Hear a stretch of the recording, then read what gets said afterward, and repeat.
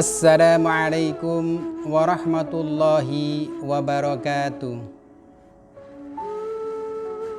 Alhamdulillahi rabbil alamin.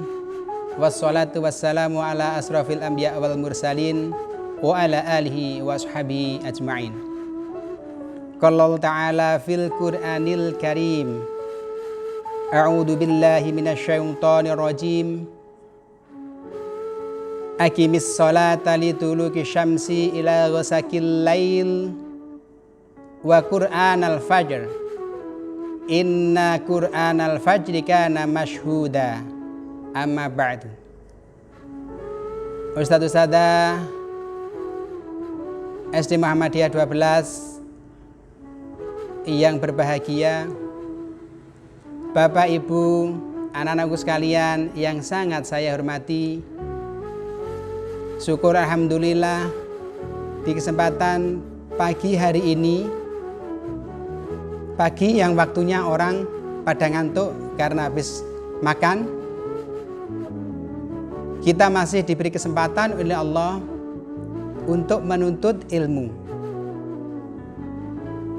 Mudah-mudahan kegiatan di pagi hari ini dicatat oleh Allah sebagai amal yang soleh.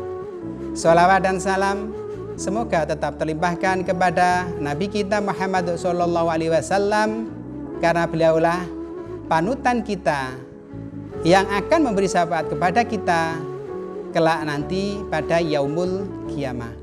Mudah-mudahan kita semua kelak mendapat syafaat dari beliau. Bapak Ibu, anak-anak sekalian, keluarga besar SD Muhammadiyah 12 yang dirahmati oleh Allah. Pada kesempatan kali ini saya akan menyampaikan kultum tentang sholat. Ada sebuah pertanyaan, mengapa kita harus sholat? Pertanyaan mengapa adalah pertanyaan yang sangat dasar. Anak-anak SD sudah paham mengapa? Jawabannya pasti karena. Mengapa kita harus sholat? Karena Allah mewajibkan untuk sholat. Orang yang tidak sholat berdosa. Mengapa berdosa? Karena sholat hukumnya wajib. Orang kalau sudah mengaku dirinya Islam, berarti orang itu wajib melakukan sholat. Dalam rukun Islam yang nomor 2 adalah melaksanakan sholat. Dalam Al-Quran disebutkan surat Al-Baqarah ayat 43. Wa aqimus sholata wa atuz zakah warka'u ma'ar raki'in. Wa aqimus sholah, wa aqimu itu sifatnya fi'il amar perintah, dan dirikanlah as-sholatu sholat. Sholat, sehingga sholat itu hukumnya wajib. Semua dalam ayat Al-Quran itu berbunyi aqimus sholah. Bisa aqimis sholah, bisa aqimus sholah.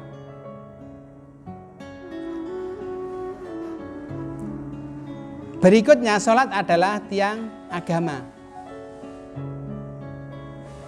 Ketika orang tidak sholat, berarti orang itu tidak beragama dan merusak agama. Karena agama Islam telah mewajibkan bahwa orang yang mengaku dirinya Islam, mereka harus menjalankan sholat 5 waktu. Mengapa 5 waktu? Ada pertanyaan lagi. Jawabannya gampang, tapi pelaksanaan yang sulit. Mengapa sholat 5 waktu sehari semalam? Karena Allah sudah memerintahkan kepada Nabi Muhammad bahwa umat Islam itu wajib sholat 5 waktu. Dalam Al-Quran dijelaskan pada surat Al-Isra ayat 7-8 yang pada mukadimah tadi sudah saya bacakan. Aqimis sholah liduluki syamsi ila ghasaqil lail. Aqimis sholah, dirikan sholat. Itu kalimat perintah, hukumnya wajib. Liduluki syamsi, mulai dari bisa munculnya matahari atau terbitnya matahari. Ila ghasakil laili, sampai gelapnya malam. Sudah ada waktunya, pagi sampai malam kita wajib sholat. Wa Qur'an fajr, dan sholat subuh. Inna Qur'an al-fajri kana masyhuda, sesungguhnya sholat subuh itu disaksikan oleh malaikat. Bapak Ibu anak-anak sekalian yang dirahmati oleh Allah, maka apalagi ini di bulan Ramadan, mari kita tingkatkan sholat 5 waktu kita. Terlebih sholat subuhnya berjamaah.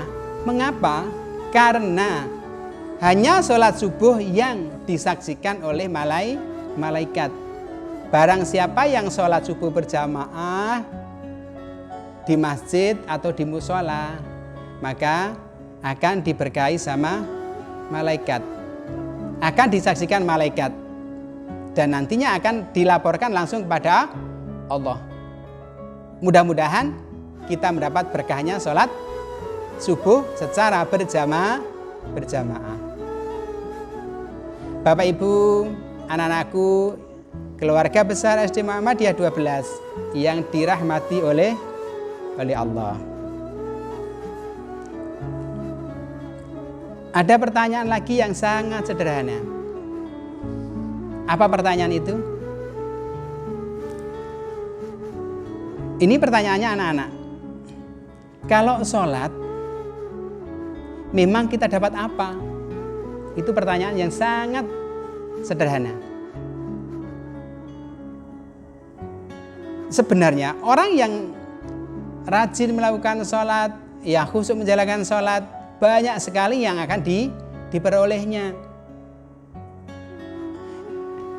Yang pertama, orang yang sholat akan mendapat pahala. Itu jelas, akan mendapat pahala dari Allah. Yang nomor 2, yang diperoleh orang yang melakukan sholat adalah hati menjadi tenang. Karena sholat dapat menguatkan jiwa dalam menghadapi cobaan kehidupan. Bapak Ibu anak-anak sekalian yang berbahagia, ketika kita ada masalah, ketika kita diberi cobaan oleh Allah, maka lakukanlah sholat. Insya Allah Allah akan memberikan jalan keluar yang terbaik. Dalam surat Al-Baqarah dijelaskan ayat 45, jadikanlah sabar dan sholat sebagai penolongmu.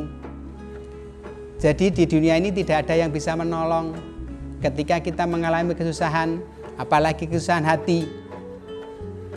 Kalau kita mengambil air wudhu terus sholat, kita lakukan sholat dengan khusyuk, memohon kepada Allah, maka Allah akan membantu dan menolongnya. Karena yang bisa memberi pertolongan hanyalah Allah. Kita tidak bisa apa-apa. Semua yang kita lakukan adalah karena pertolongan dari Allah, anugerah dari Allah.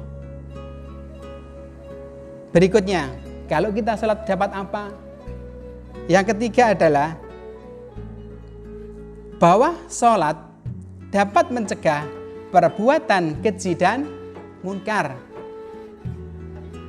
Perbuatan buruk kita terjaga dari melakukan kesalahan. Karena Allah sudah memfirmankan dalam Al-Quran, surat Al-Ankabut, Inna sholata tanha anil fakhsya'i wal munkar. Sesungguhnya sholat itu bisa mencegah perbuatan keji dan munkar. Kadang-kadang ada pertanyaan, orang itu sudah sholat, Tapi kenapa kok masih selalu melakukan maksiat? Bapak Ibu, anak-anak sekalian yang dirahmati Allah. Ketika orang itu sholat, hatinya tidak khusyuk, hatinya tidak ikhlas, maka sholatnya hanya sebagai lambang. Untuk itu, orang yang sholat itu harus diawali dengan wudhu yang khusyuk, sholatnya juga harus khusyuk. Sehingga dengan khusyukan sholat, orang itu akan membekas pada dirinya dan Allah akan membukakan pintu hatinya menjadi orang yang bertakwa. Bapak Ibu, anak-anakku yang dirahmati oleh Allah, kalau sholat kita dapat apa? Masih banyak yang kita dapat. Menghapus dosa kecil dan kesalahan. Kok bisa? Bisa. Rasulullah Shallallahu Alaihi Wasallam berkata dari hadis yang diriwayatkan oleh Ahmad, seandainya di depan rumah itu ada sungai yang mengalir, kemudian kita bisa mandi sehari 5 kali, maka badan kita akan bersih. Sama seperti kita, kalau sehari 5 kali kita sholat, dan kita selalu mohon ampun sama Allah, insya Allah dosa kita akan diampuni oleh Allah. Itu yang kita dapat. Allah akan mengampuni dosa kita, mengampuni kesalahan kita. Kalau kita rajin sholat, apa yang kita dapatkan lagi? Masih banyak. Dengan sholat, kita berkomunikasi langsung dengan Allah. Tidak ada bentuk atau model apapun yang bisa komunikasi intens dengan Allah, hanyalah sholat. Bukan WA, bukan video call, bukan Zoom. Tetapi sholat yang bisa menghubungkan antara manusia dengan Allah itu sholat. Lebih-lebih sekarang di bulan Ramadan. Harus berlomba-lomba sholat yang khusyuk.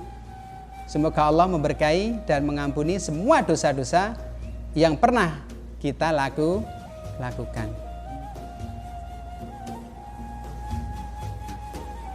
Apalagi yang kita peroleh ketika kita melakukan sholat? Orang yang rajin melakukan sholat dengan khusyuk, dengan sempurna, maka sholat itu juga bisa menyehatkan badan. Badan kita akan sehat. Manakala sholat kita mulai takbiratul ihram sampai salam, itu mengikuti gerakan dengan tumakninah, gerakan dengan sempurna. Ketika orang itu sholat dengan khusyuk, tumakninah, insya Allah gerakannya akan bagus. Karena yang ada dalam hatinya adalah ikhlas melakukan sholat untuk berkomunikasi sama Allah. Jadi kalau sholat jangan terburu-buru. Baca doa dengan sempurna. Fahami doanya. Makanya orang yang khusyuk itu orang yang ngerti makna doa sholat. Karena apa? Ketika mulutnya berdoa, hatinya menerjemahkan.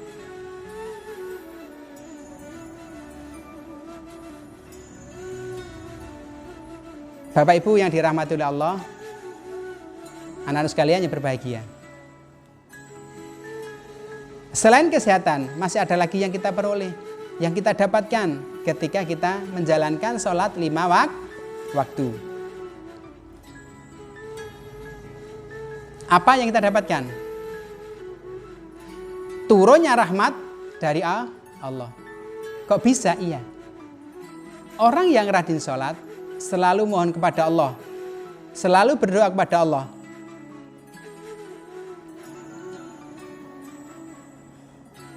Keluarkanlah semua permintaan yang ada, yang kalian inginkan, yang kalian mau. Insya Allah akan mengabulkan permintaan itu. Dan tempat memohon adalah di waktu sholat. Kenapa? Ingat, sholat itu adalah doa. Mulai takbiratul ihram sampai salam semuanya adalah doa dan zikir isinya. Tidak hanya turunnya rahmat. Yang kita peroleh kalau kita rajin sholat, yaitu bisa membuka pintu langit. Tuh, langit itu ada pintunya. Di mana kuncinya? Bapak Ibu, anak-anakku sekalian yang dirahmati oleh Allah. Sebenarnya kita semua ini punya kunci. Kuncinya langit. Tetapi kita belum mengerti bagaimana cara membuka kunci itu. Kalau sekarang yang bisa mengatur kunci, membuka kunci kan tukang. Tapi kita semua umat Islam adalah tukang. Kita semua bisa membuka pintu langit dengan cara sholat. Kalau sholat kita khusyuk, memohon kepada Allah, ud'uni astajib lakum. Kita memohon kepada Allah, Allah akan mengabulkan. Maka kita bisa memegang kunci langit. Setelah kunci langit terbuka, rahmat akan turun kepada kita. Jangan berharap rahmat akan turun kepada kita manakala kita tidak sholat dengan khusyuk dan tumakninah. Karena orang sholat itu harus didasari dengan hati yang ikhlas, hati yang khusyuk.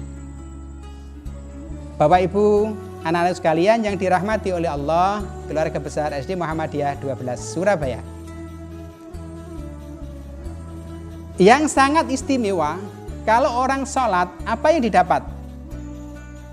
Orang yang sholat, yang didapat adalah akan menjadi takbir dari pintu neraka.